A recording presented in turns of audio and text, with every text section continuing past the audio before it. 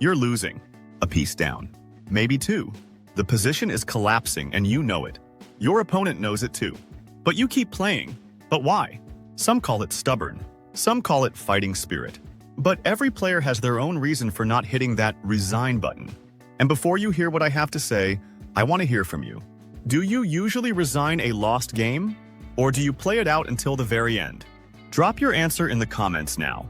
Because today, we're diving into one of the most emotionally charged habits in chess, the decision not to resign. Welcome to Chess and Beyond. This is why some players never resign. And the truth? It's rarely just about the position. In chess, resignation is more than just ending a game. It's a statement. It says, I believe the game is over, and I can't turn it around. But not everyone agrees with that approach. Some players see resignation as giving up. They believe that as long as there's a single legal move, there's still hope. A missed tactic. A blunder under time pressure. Even a stalemate hiding somewhere. And sometimes that hope is rewarded. There are famous stories of games where the lost player fought back from the brink because the opponent relaxed too soon. But the truth is, refusing to resign isn't always about logic.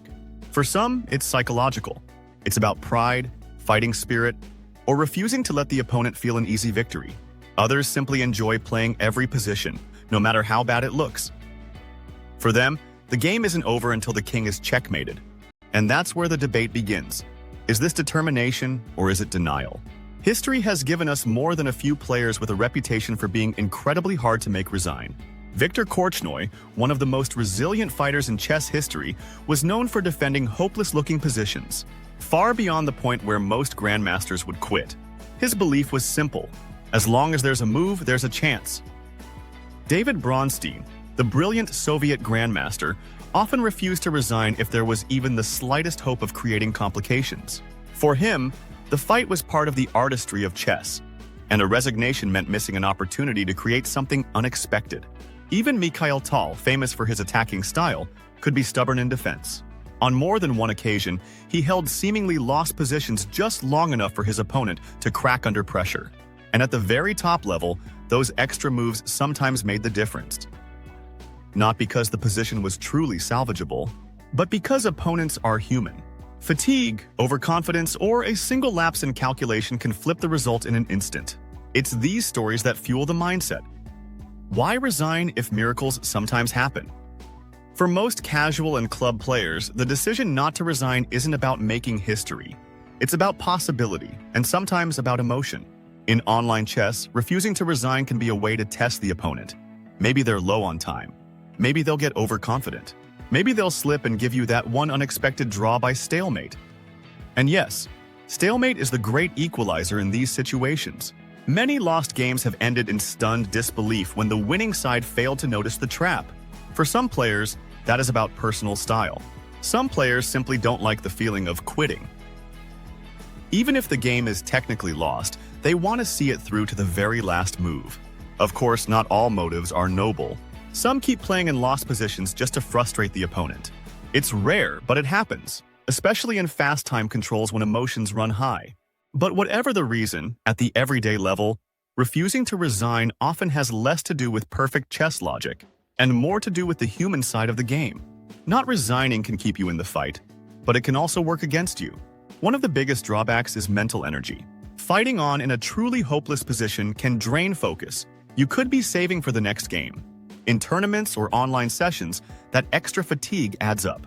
It can also affect learning.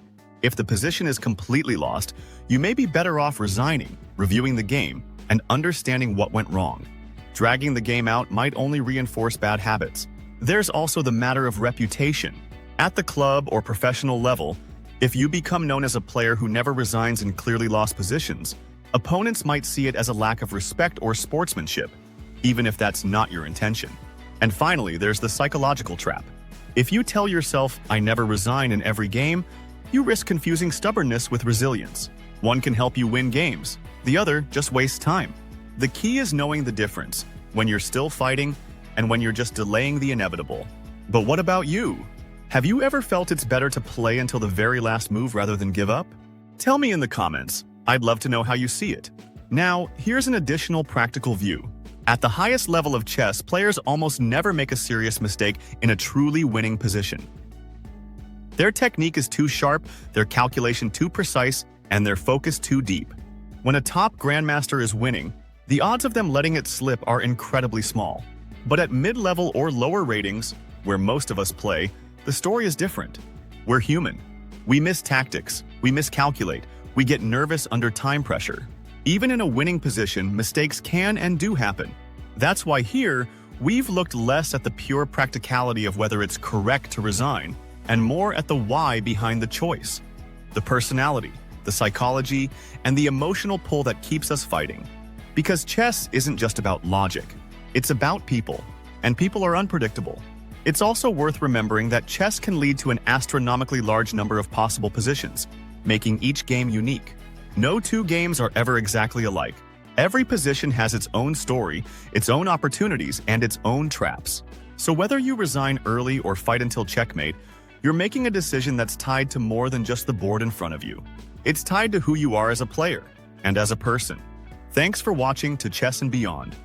If you enjoyed this episode, like the video and subscribe for more insights into the game we love, where chess is only the beginning.